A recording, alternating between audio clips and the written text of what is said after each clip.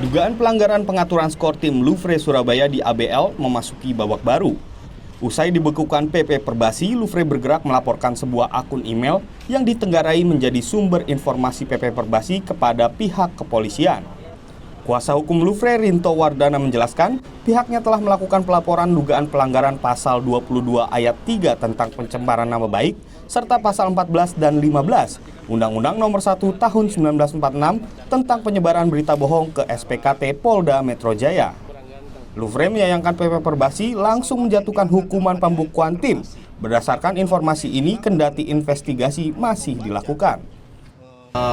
Email ini berisi berita bohong, tidak dapat dipertanggungjawabkan isinya. Cuman memang kami sangat menyayangkan berita ini, informasi ini dipergunakan sebagai dasar untuk membekukan klub Louvre Surabaya oleh PP Perbasi. Tentunya ini sangat disayangkan karena seharusnya dilakukan terlebih dahulu pembinaan, mendengar kedua belah pihak, mengumpulkan seluruh informasi-informasi yang dapat dipertanggungjawabkan secara hukum sehingga dapat diterima dengan valid sebagai informasi yang benar. Sejatinya Louvre kembali diundang PP Perbasi untuk menyerahkan bukti-bukti bantahan atas tuduhan pengaturan skor pada Senin.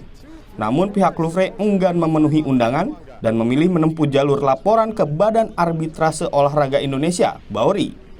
Angga Nuriski, Kompas TV, Jakarta.